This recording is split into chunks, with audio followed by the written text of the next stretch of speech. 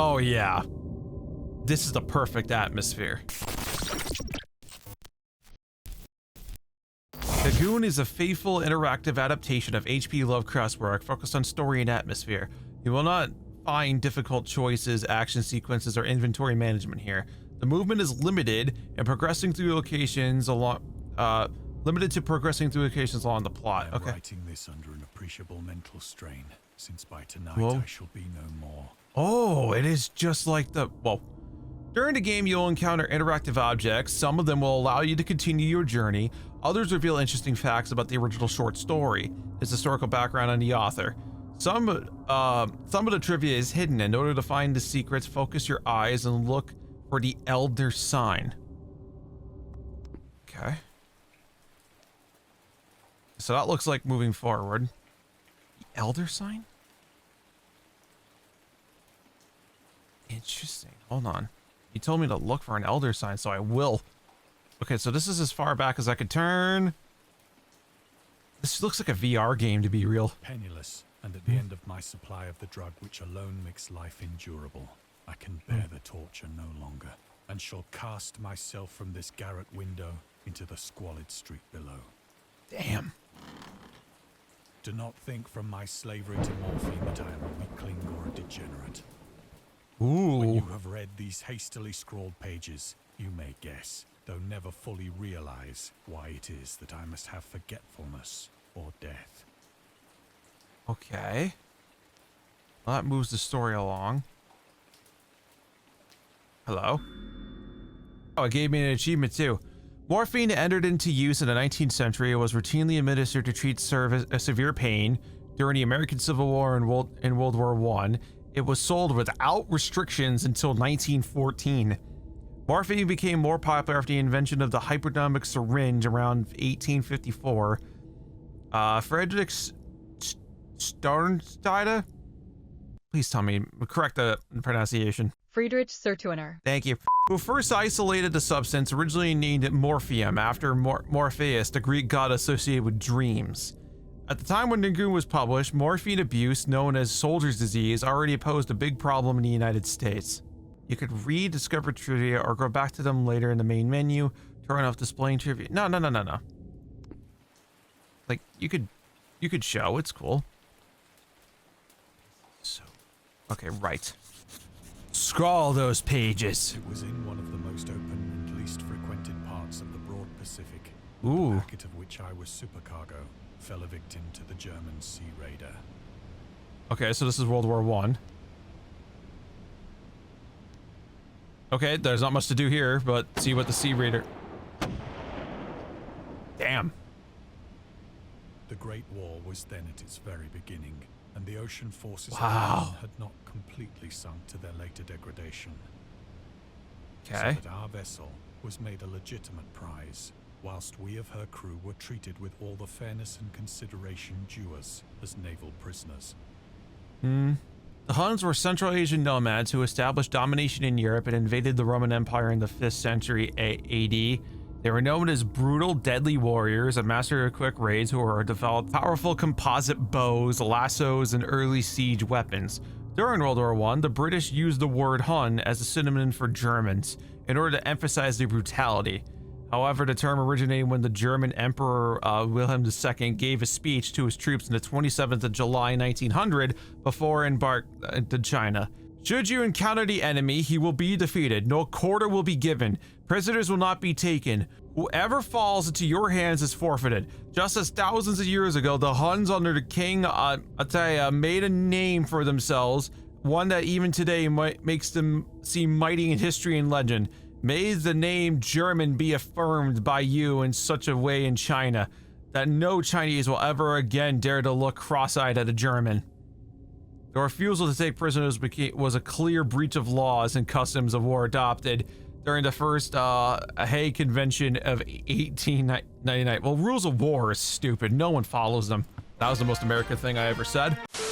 So liberal, indeed, was the discipline of our captors that 5 days after we were taken, I managed to escape alone in a small boat with water and provisions for a good length of time. Okay, we're gonna get like provisions. No, we don't. Oh, okay, that's our provisions. And I don't see anything else interesting. Continue.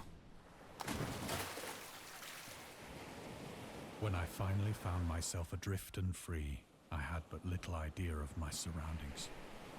There's nothing there. Competent navigator, I could only guess vaguely by the sun and stars that I was somewhat south of the equator. Aye. Of the longitude, I knew nothing, and no island or coastline was in sight. Okay. Just staring at the moon. Any other history thingies? No? Okay. The weather kept fair, and for uncounted days I drifted aimlessly beneath the scorching sun, waiting either for some passing ship or to be cast on the shores of some habitable land. Might take you a bit there, bud. Oh. But There's some neither water. ship nor land appeared. Whoa. I began to despair in my solitude upon the heaving vastness of unbroken blue. Brutal. The change happened whilst I slept. Excuse Its me? details I shall never know. For my slumber, though troubled and dream-infested, was continuous. Ooh. What the hell?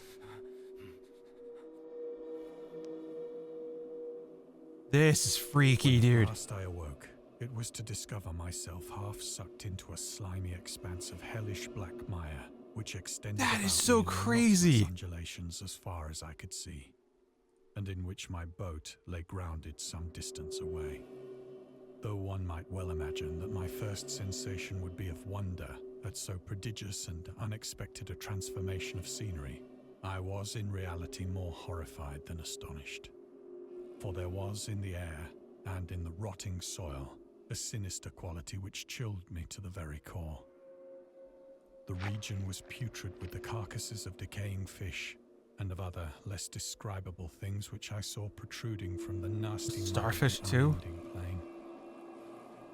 Perhaps I should not hope to convey in mere words the unutterable hideousness that can dwell in absolute silence and barren immensity.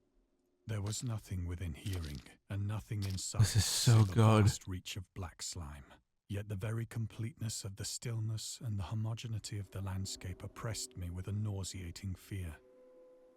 The sun was blazing down from a sky which seemed to me almost black in its cloudless cruelty, as though reflecting the inky marsh beneath my feet. Is there anything to look at? Nope, that's about it. Ooh, the sound design too. As I crawled into the stranded boat, I realized that only one theory could explain my position. Aye. Through some unprecedented volcanic upheaval, a portion of the ocean floor must have been thrown to the surface, exposing regions for which innumerable millions of years had lain hidden under unfathomable watery depths. That'd be terrifying in So real great was life. the extent of the new land which had risen beneath me that I could not detect the faintest noise of the surging ocean, straining my ears as I might. Nor were there any seafowl to prey upon the dead things.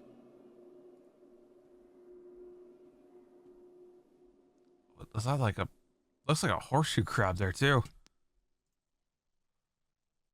For several hours I sat thinking or brooding in the boat, which lay upon its side and afforded a slight shade as the sun moved across the heavens. Oof, everything's still As the moving. day progressed, the ground lost some of its stickiness and seemed likely to dry sufficiently for traveling purposes in a short time. Okay. That night I slept but little, and the next day I made for myself a pack containing food and water, preparatory to an overland journey in search of the vanished sea and possible rescue.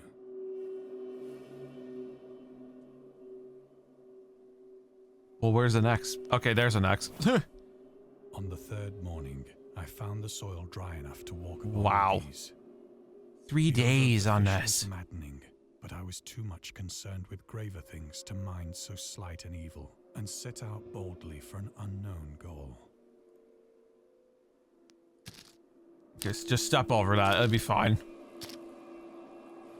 This is just like, All day I whoa. forged steadily westward, guided by a faraway hummock which rose higher than any other elevation on the rolling desert.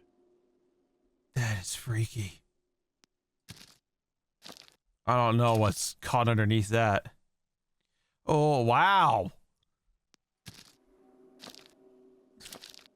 Okay.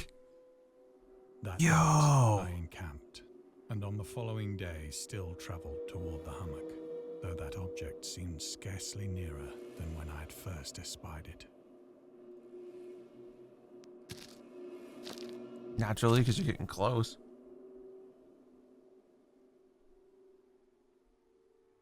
Whoa. On the fourth evening, I attained the base of the mound, which turned out to be much higher than it had appeared from a distance. That is freaking huge. Valley setting it out in sharper relief from the general surface. Too weary to ascend, I slept in the shadow of the hill. I know not why my dreams were so wild that night, Okay. but ere the This is so waning good. fantastically gibbous moon had risen far above the eastern plain, Okay. Are we going to see it?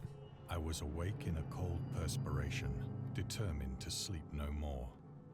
Such visions as I had experienced were too much for me to endure. I thought we were going to see the dreams, In but the glow of the moon, I saw how unwise I had been to travel by day. Without the glare of the parching sun, my journey would have cost me less energy. huh. Indeed, I now felt quite able to perform the ascent which had deterred me at sunset. Okay. Picking up my pack, I started for the crest of the eminence. It sounds so fancy when they speak, but this is the olden way they talked. Where? Oh. Hello. I have said that the unbroken monotony of the rolling plain was a source of vague horror to me. But I think my horror was greater when I gained the summit of the mound and looked down the other side into an immeasurable pit or canyon, Can we... whose black recesses the moon had not yet soared high enough to illumine. What? I felt myself on the edge of the world, peering over the rim into a fathomless chaos of eternal night. Huh? In my terror ran curious reminiscences of Paradise Lost and of Satan's hideous climb through the unfashioned realms of darkness.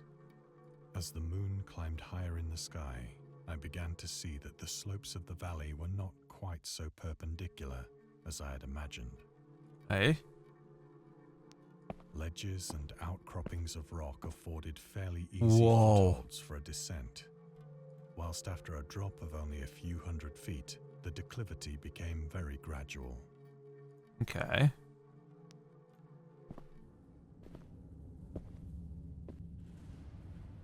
Urged on by an impulse which I cannot Whoa, what analyze, the I fuck? scrambled with difficulty down the rocks. and It's like my stood imagination came to gently life with this story, dude. gazing into the Stygian deeps, where no light had yet penetrated. This is crazy. All at once, my attention was captured by a vast and singular object on the opposite slope, which rose steeply about 100 yards ahead of me. An object that gleamed whitely in the newly bestowed rays of the ascending moon. That is wild. Okay, walk closer.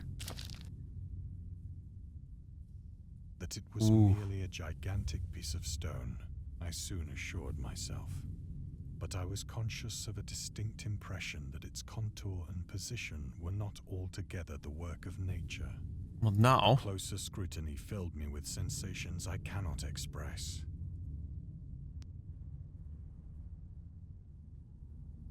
Oh, it's up there. Despite its enormous magnitude and its position in an abyss which Mhm. had yawned at the bottom of the sea since the world was young, Go I on. perceived beyond a doubt that the strange object was a well-shaped monolith, whose massive bulk had known the workmanship and perhaps the worship of living and thinking creatures.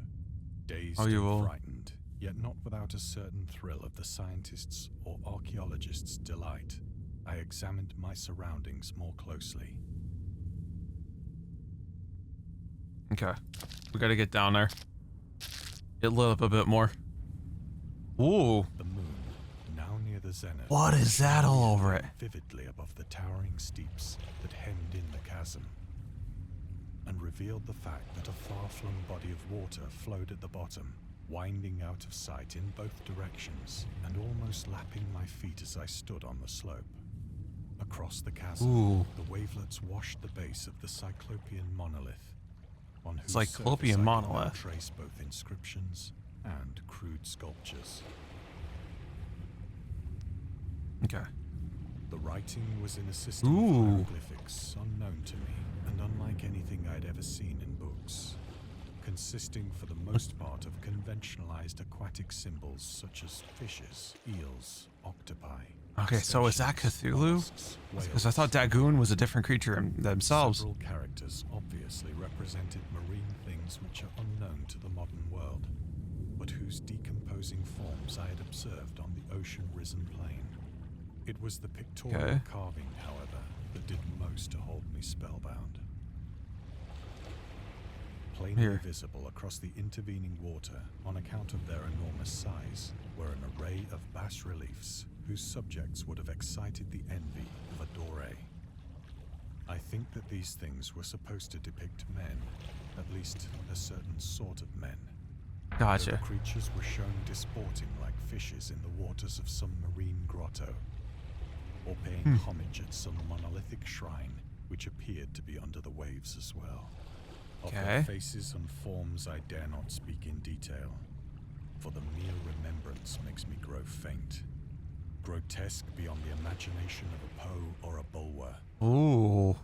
They were damnably human in general outline, that. despite webbed hands and feet, shockingly wide and flabby lips, glassy, bulging eyes, and other features less pleasant to recall. Curiously enough, they seemed to have been chiseled badly out of proportion with their scenic background. Okay. One of the creatures was shown in the act of killing a whale, represented as but little larger than himself. I remarked, as I say, their grotesqueness and strange size, but in a moment decided that they were merely the imaginary gods of some primitive fishing or seafaring tribe. Okay. Some tribe whose last descendant had perished eras before the first ancestor of the Piltdown or Neanderthal man was born. Interesting. Awestruck at this unexpected glimpse into a past beyond the conception of the most daring anthropologist, I stood musing whilst the moon cast queer reflections on the silent channel before me. Okay. Then, suddenly, I saw it. With only a slight churning to mark its rise to the surface, the thing slid into view above the dark waters. God! It darted like a stupendous monster of nightmares to the monolith, about which it flung its gigantic scaly arms. The while it bowed its hideous He's going mad with insanity watching it. measured sounds.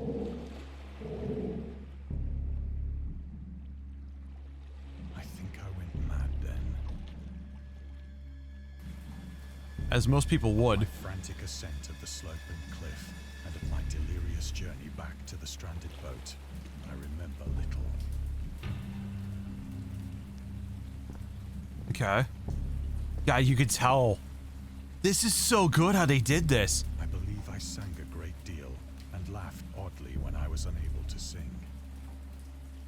Okay.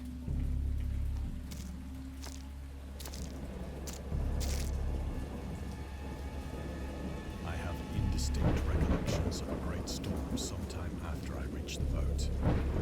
At any rate, I know that I heard pearls of thunder and other tones which nature utters only in her wildest moods.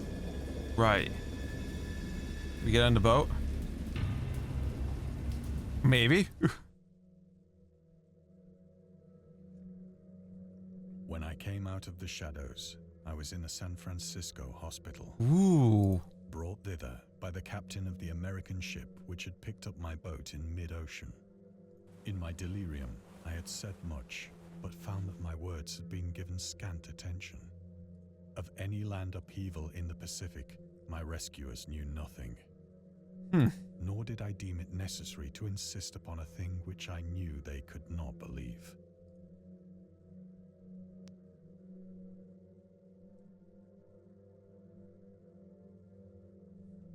Hello. In Defiance of Dagon. In 1921, Lovecraft released a series of 3 essays. The Defiance Reopens, The Defiance Remains Open, and Final Words. Later published a collection titled In Defiance of Dagon, in which he rebuked a series of criticisms directed at his works. Some notable quotes: "I paint what I dream, and I will let the public settle the rest amongst themselves. Mr. Mundane asked the raison d'etre of Dagon, I will give it, purely and simply to repose a mood. Its object, it's the simplest in all art portrayal. The physical horrors of war, no matter how extreme and unprecedented, hardly have a bearing on the entirely different realm of the supernatural terror. Ghosts are still ghosts. The mind can get more thrills from unrealities than from realities." In essays, Lovecraft touched upon topics of atheism and materialism and the quest for truth and the love of science. He did go on a lot of mad rants. The journalist, okay. Lovecraft was a prominent figure in amateur journalism.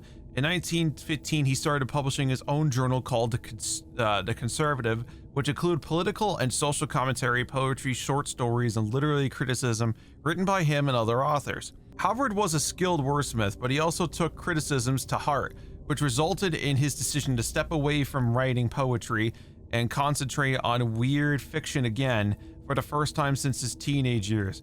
Dagon, published in 1919, is one of the short stories written during that period. In this example from The Conservative, the matter of horror fiction explains his attitude towards warfare and the idea of world peace. Why any sane human being can believe in the possibility of universal peace is more than the conservative can fathom. Should the entire civilized world agree simultaneously to disarm, one or more nations would be undoubtedly retain secret armaments at the proper time to take advantage of their more altruistic and less assertive contemporaries in order to wield a career of conquest again on unarmed victims. No country is or will ever can be above warfare until the basic impulses of the human animal shall have been miraculously changed. I mean, he's not wrong, honestly. Not. Hello? Once I sought out a celebrated ethnologist and amused him with peculiar questions regarding the ancient Philistine legend of Dagon, the fish god. Dagon. Sorry, I've been pronouncing it wrong. Ooh. Dagon. Okay, so it's pronounced with an A. This is why dyslexia sucks half the time and I pronounce shit wrong. It's my bad. Was the main deity of the Philistines, worshipped throughout the Middle East and as the ancient god of fertility and crops. In Hebrew, the word Dagon was common noun for grain. The rulers of Akkad, Mesopotamia, chose him as the patron saint of their war conquest. He also appeared as the judge of the dead in his Assyrian poem and an underworld prisoner wanderer in one of the Babylonian texts. He is often mistakenly taken for a fish god due to the wrong interpretation of his name. In Hebrew, Dag means fish. In H.P. Lovecraft's works, Dagon is an underwater deity ruling over the deep oceans, a humanoid race of fish traits that reside in the oceans. He is worshipped by a secret cult called the Stoic Order of Dagon. Oh, hello.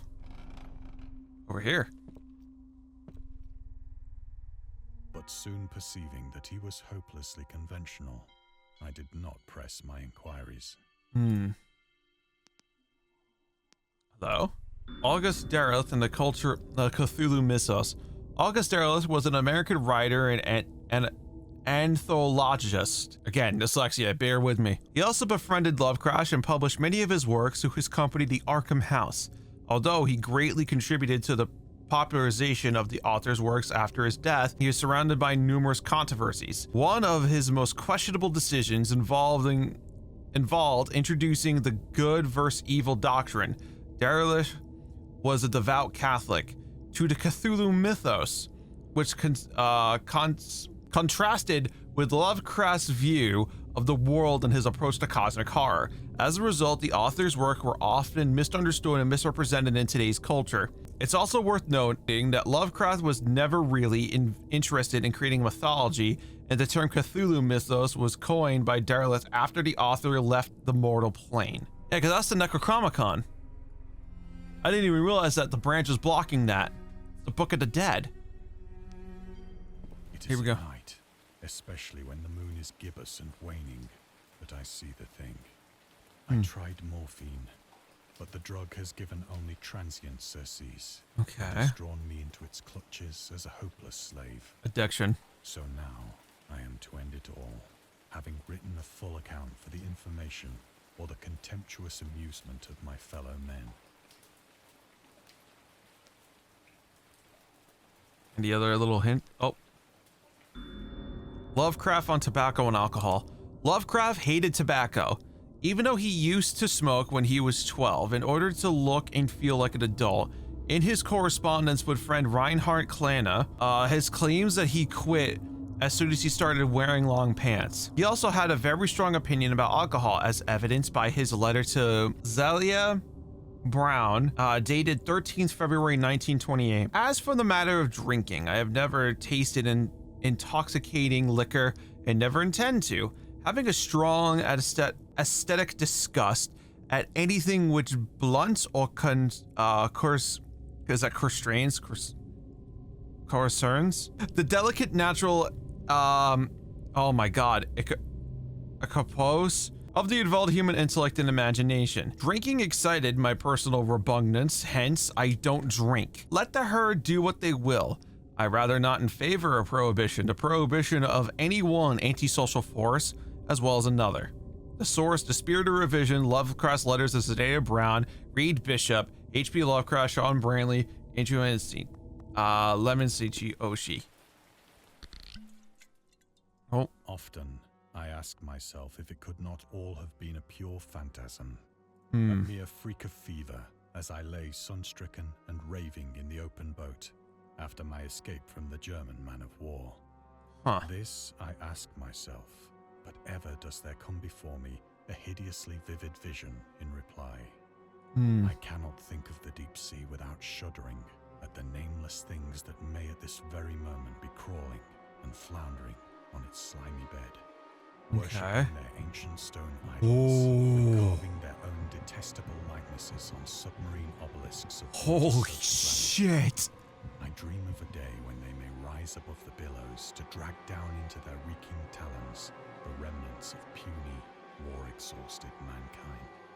Of a day when the land shall sink and the dark ocean shall ascend amidst universal pandemonium. Ooh! What a visual!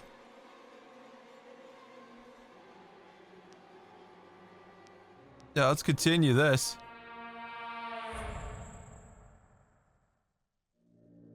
The end is near. I hear a noise at the door, as of some immense slippery body lumbering against it. It shall not find me. Okay. I think it just did. God, that hand! Ooh. The window! The window! Turn around.